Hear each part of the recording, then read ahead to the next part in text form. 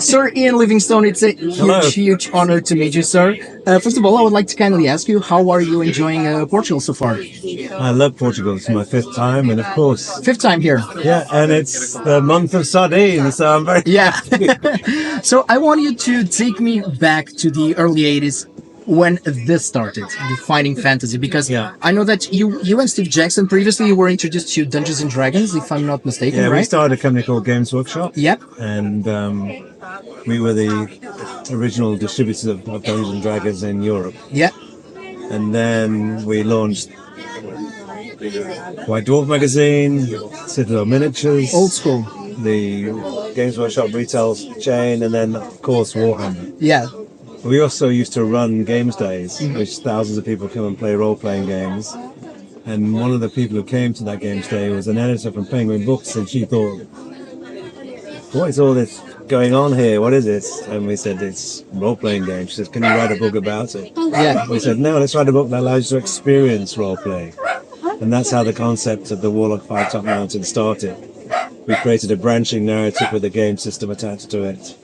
So the foundations was kind of like a, like you said in the slogan, so the hero is the reader is the hero, right? Yeah. So most books, as you know, is a linear adventure. It's a passive experience. Yeah.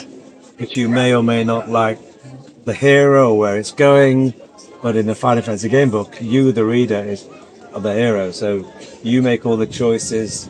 You live and die by your consequences and your choices, and it's something where people get really involved in the story. Yeah. It's all about them. You're part of the narrative. When they talk to me about the stories, I just say, I fought the dragon, I fell down the pit onto the poison spikes.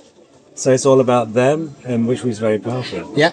You also worked in video games, and I wanted to ask you, what is the creative process, the difference between, writing a book like Fighting Fantasy and writing an adventure for a video game? There's a lot of differences. For start off, you do the book all on your own, so it's just me, whereas video games tend to be a team effort. Large and small teams, from 2 or 3 person teams up to something like Grand Theft Auto. You got like hundreds of people working on it, and of course there's different budgets and different platforms, whether it's PC, digital console, mobile, AR, VR. So there's lots of different technologies and different amounts of people involved with making a video game. But still, they involve story, and of course with Fighting Fantasy game books, story is absolutely crucial to the appeal and the success of the books. But it still has a gameplay element, so that's why we have the simple role-playing system in Final Fantasy to make feel that there's a random factor whether you beat the monsters and how well you do in combat, and on all the items you find on your journey help you succeed or fail. My job, of course, is to make sure you try and fail. Well, and you certainly did a wonderful job with that. I have something here that I wanted to ask you if you remember this. Yes. So this is the video game of the Deathtrap Dungeon, the Masmorra Infernal here in Portugal. You were also involved with the actual video game, correct? Yes, I was. I mean, when I sought out a Games Workshop, I invested in a small developer called Domark, and Domark, we put together 4 companies to create a new company, IDOS, which I was chairman of, and we launched lots of games with IDOS, from Lara Croft Tomb Raider, Hitman, I believe that a lot of these guys certainly remember Tomb Raider. and of course Deathtrap Dungeon, because Deathtrap Dungeon was #1 in the bestsellers charts, and it seemed like a great story for a video game.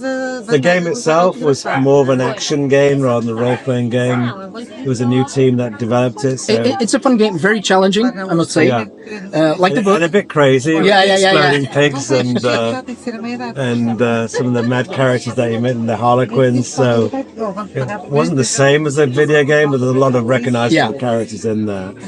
So the Blood Beast you can see in both and the game. And the game. And it was quite challenging. It did well. But it could have done more with role playing. It was just really an action adventure game. Yeah, it's kind of a hidden gem these days. It's really, really cool. I have one last question for you. So we're definitely in an age of digital era, right? So Yeah. do you see like a transition, for example, Final Fantasy? Do you think that it will evolve to something digital, or do you think that it will completely lose the the essence? Well, I think the books will continue to be published. I mean, they've been out over 40 years now, and people love turning the page and sometimes cheating and No, starting we never again. cheated. Yeah, the five-fingered bookmark used to say is a name I give to people seeing the cheating on the buses and trains I used to watch. That was funny. But these books are already available in digital format. Obviously, there's Deathtrap Dungeon, as you mentioned. But Tin Man Games in Australia have put probably about 15 games now, books as digital ports of the books as they are, in which you can't cheat very easily, of course. And there are other things coming out. Plus, there are 2 board games coming out, physical board games. Really cool. Of Fighting Fantasy. One Any from specific? Martin Wallace, who developed Brass Birmingham. So he's a famous board games designer. But any specific adventure on the board game format, or are we going to have like expansions? Fighting Fantasy Adventures is a card-based game. Okay.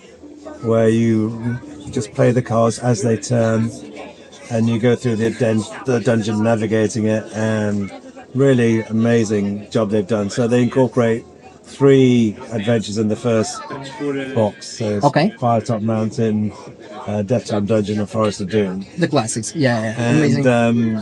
Fighting Fantasy Quest is a game from a German company, Ulysses. And that'll be on crowdfunding on GameFound in September, and that's a co-op game again but it's a tile-based game. Tile-based game, okay. And so each person has their own character card, character sheet, and their skill and stamina goes up and down.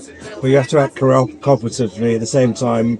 Zago is getting more and more angry as you go through the dungeon, and he becomes a bigger and bigger threat over time. So they're quite different, but they're pretty cool. Okay, sir, thank you so much. My pleasure. And happy gaming to you. Yeah, and may your stamina never fail. Thank you so much. Thank you. Take care.